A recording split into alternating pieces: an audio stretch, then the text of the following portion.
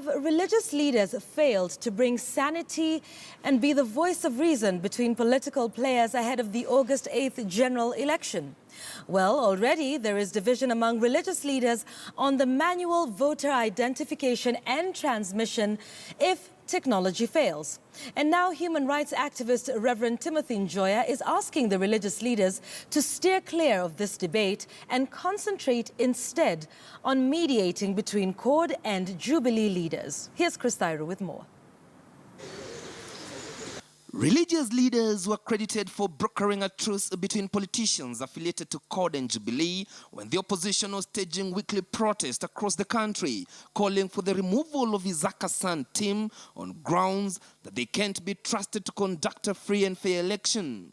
Their efforts saw the demonstrations called off and a special joint committee formed to deliberate on crucial amendments to the electoral laws. 5 months down the line, religious leaders now seem to have taken cue from the politicians and are divided on whether the IEBC should resort to manual transmission if technology fails.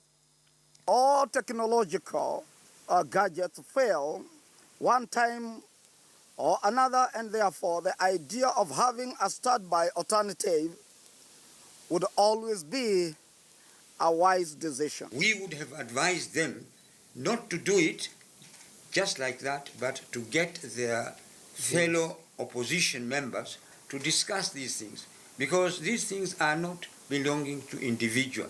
They belong to the whole nation. But according to human rights activist Reverend Timothy Njoya, religious leaders should stay away from debating the issue to avoid bringing more confusion among Kenyans. I don't want to say they are talking nonsense. I would say that they are talking like pedestrians. They don't know what they are saying because they are not experts in ICT. They have experts they should have brought on the table to talk and advise how those devices shall work and make, like, you know, the people who are going to the moon. Even the rocket science can fail.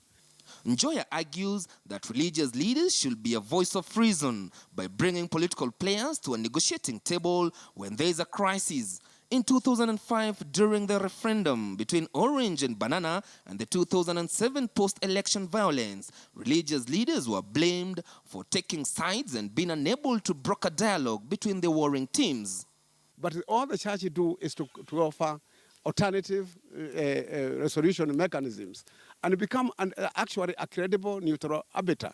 And actually, I think at the moment, the churches are not neutral by taking sides with either purely digital, because there is not, you can only take full side on the side of God if you are the church, but not on a gadget.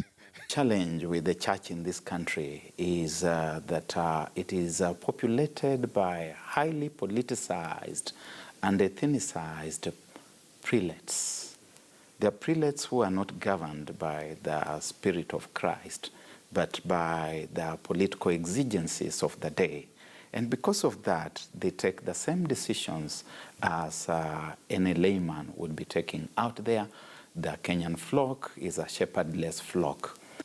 Religious leaders also played a major role in shortlisting, interviewing and nominating members to the IEBC Commission, who are set to be interviewed by the Legal Affairs Committee in the National Assembly next week.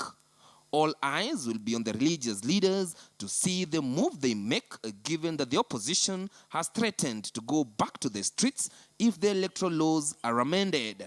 Chris Thairu, KTN News.